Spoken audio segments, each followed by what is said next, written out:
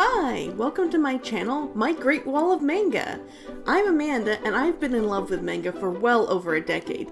In fact, I even built a wall out of it.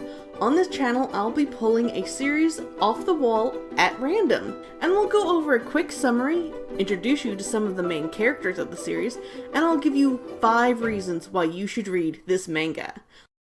Okay, for this episode, we're going to be looking at the manga Blood Lad. It's about a leader of a demon world territory, kind of like a gang leader, named Stas, aka Blood Lad. He's a vampire and a huge otaku. He loves everything about the human realm, especially video games and manga and anime. And one day, a human girl was found in his territory. And humans in this manga don't really go to the demon realm, and demons rarely go to the human realm. So a human ever showing up in the demon realm is extremely rare and very unlikely. So anyhow, when his minions brings the human girl to him, he instantly falls in love. And even though it was kind of expected that he was going to eat the human, he decides that nope, instead he is going to try to protect her. He has decided that he is going to put all of his vampire power into trying to make sure the girl is safe and gets back home. Well, almost instantly after she shows up, he is notified by his minions again that a demon has shown up with a whole bunch of plant monsters and is kind of running amok in his city. So Stas leaves the human girl alone in his apartment and goes to take care of the situation. Now, Stas is very strong. The reason why he's the gang leader is because he is the strongest. So for him, dealing with a demon and a few giant plant monsters is really not a chore at all. He can do it no problem. So he goes and he wipes the floor with the demon and the plant monsters, and when he gets back to his apartment, he finds that the human girl already got eaten by a stray plant monster that he missed. So, yeah, there's nothing but bones and clothes left of her, and within moments, what pops up is her ghost.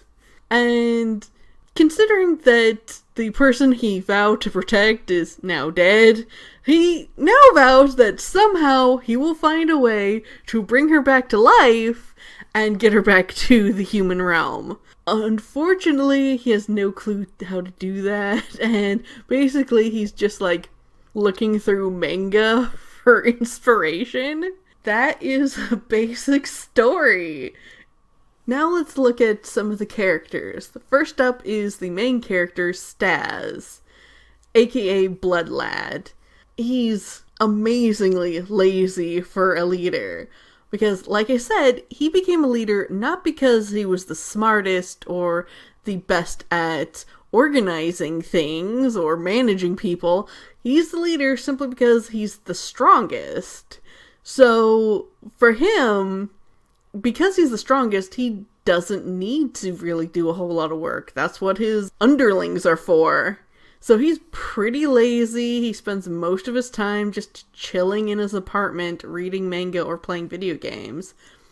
Not the brightest person in the world either. I mean, he basically thinks that anime and manga is the way that the human world really is. And he doesn't really understand that that's not really how things work. There really isn't any Dragon Balls. There really isn't any time travelers or anything like that. And it's kind of funny watching him because he is just such a huge fangirl for everything human or anything involving anime or manga. And it's very funny watching him. Next up is Fuyumi. That's the human girl. It's super funny watching her because she often breaks the fourth wall and like talks directly to the camera, talking about, with the way things are going, I'm not going to have a whole lot of character development in this chapter.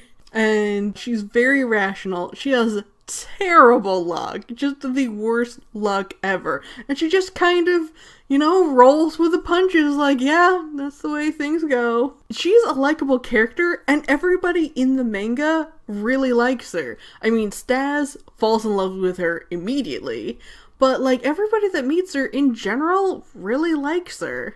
So it's kind of interesting to see how it's not just, oh, she's a character that's written so it's the reader will like her. It's, yeah, the other characters like her too. Next up is Hydra Belle, a teleporter girl. She is such a troublemaker. Very mischievous. Pretty controlling and manipulative too. She is the reason why Fuyumi ended up in the demon realm in the first place. She controls things called black curtains, which basically it's a curtain that you can just go through and end up in someplace completely different. And yeah, she's a little laxed on her security with those black curtains, like leaving them around and not putting them away properly, so people accidentally wander through them.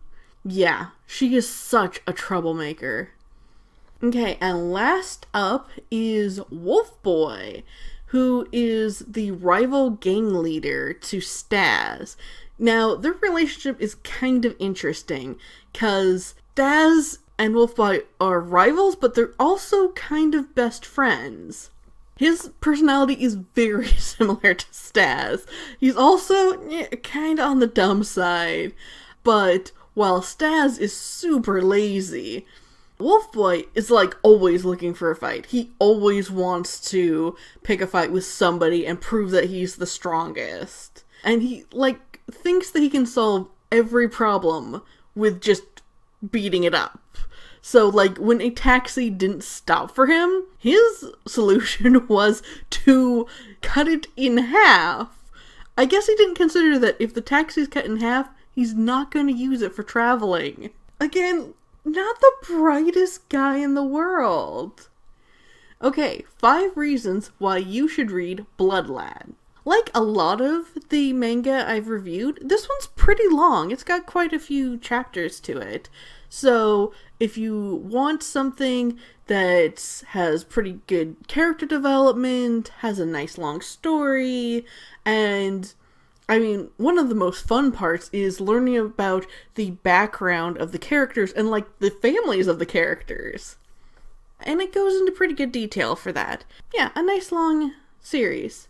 Number 2, great artwork. I love the artwork. It is so good.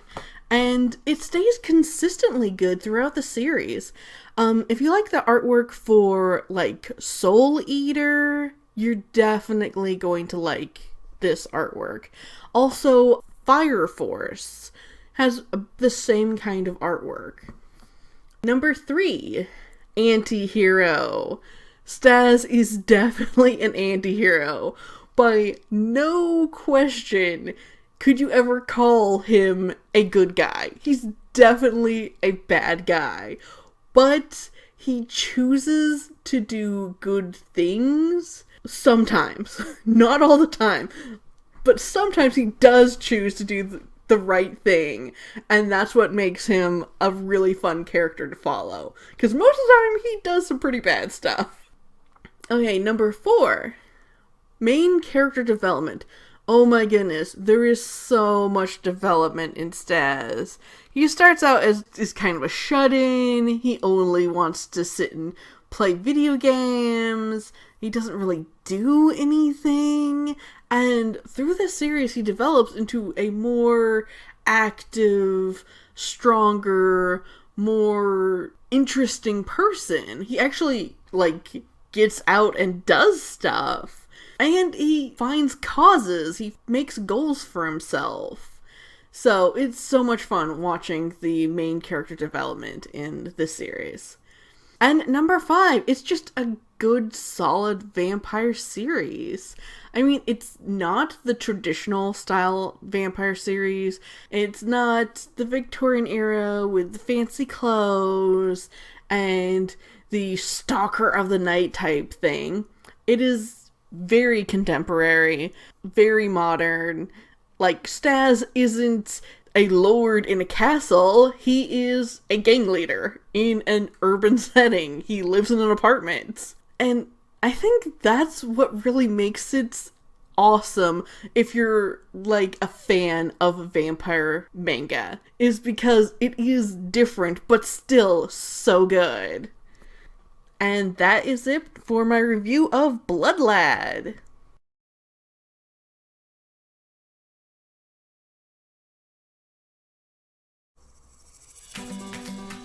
Thank you for visiting my channel, My Great Wall of Manga. If you're interested in anime too, please visit my website, animehanabi.com.